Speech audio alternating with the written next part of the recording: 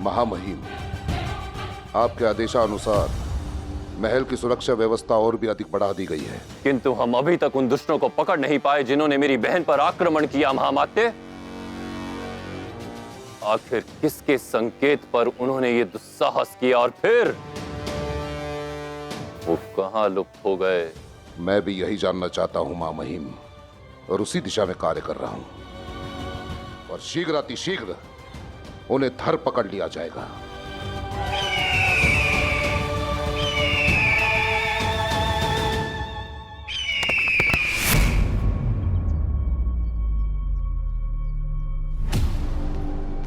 रुको!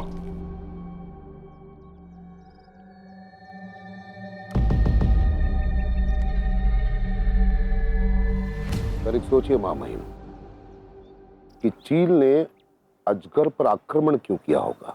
क्योंकि महामात्य, अजगर चील के अंडों को खाता है। कदाचित इस अजगर ने भी यही किया हो। अर्थात किसी भी शत्रुता का आधार व्यक्तिगत होता है महामहिम। अजगर ने चील के निर्दोष अंडों पर आक्रमण किया तो उसका बैर अंडों से नहीं, चील से था, और यही इन दोनों की शत्रुता की नींव है। तो आपके कहने का तात्पर्य है कि जिस किसी ने भी मेरी बहन पर आक्रमण किया, कदाचित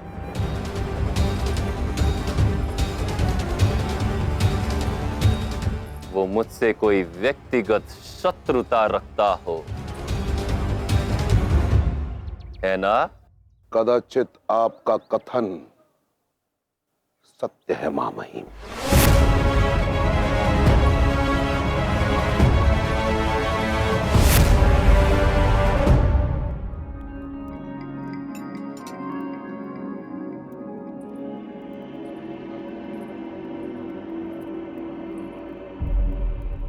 मेरी माँ निर्दयी, स्वार्थी और लालची स्त्री है।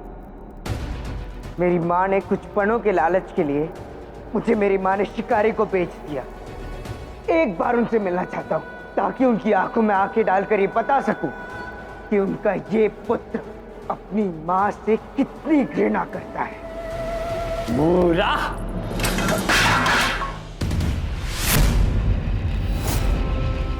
तो वो तुम थी जिसने मेरी बहन के विरुद्ध षड्यंत्र रचा।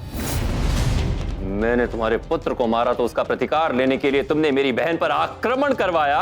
इतनी घृणा करती हूं तुमसे कि यदि अवसर मिला तो धुरधरा पर आक्रमण करके अपना समय व्यर्थ नहीं करती।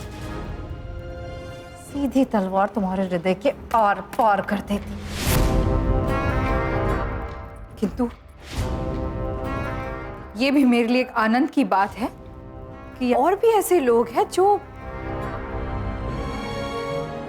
तुमसे घृणा करते हैं,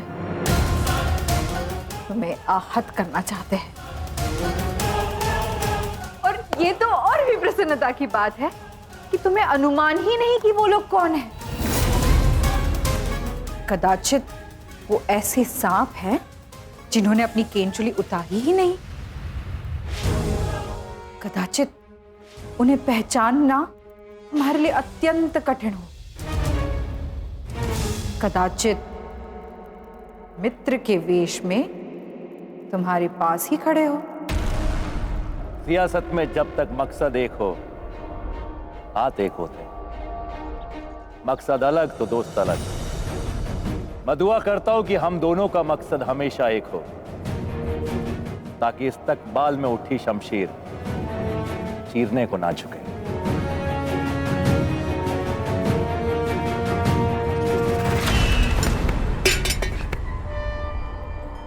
साफ करो इसे।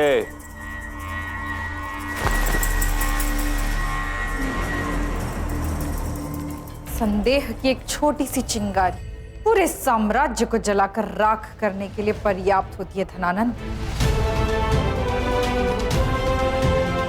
धन्यवाद आचार्य चाणक्य, मुझे ये सिखाने के लिए कि अपने ऊपर आए हुए संदेह को धनानंद की चिता की अग्नि में कैसे बदल सके।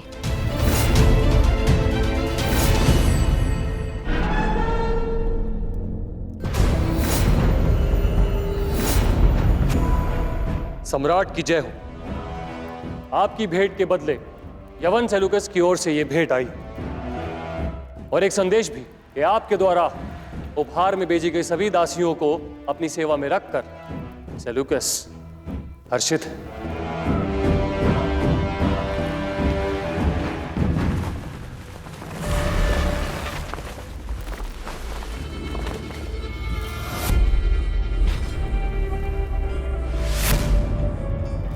देखिए सम्राट, ये केवल एक भेंट नहीं, संकेत भी है कि सेल्यूकस सदा आपसे घनिष्ठता और मित्रता बनाए रखना चाहता है।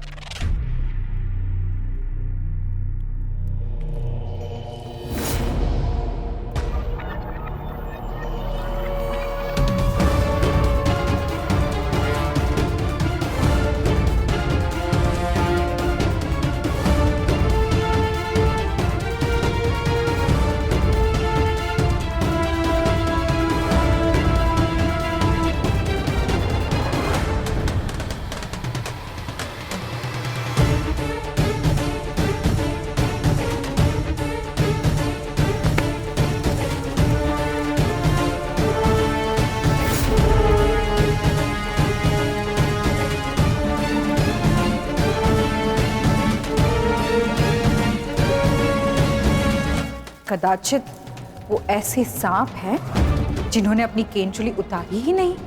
कदाचित मित्र के वेश में तुम्हारे पास ही खड़े हो।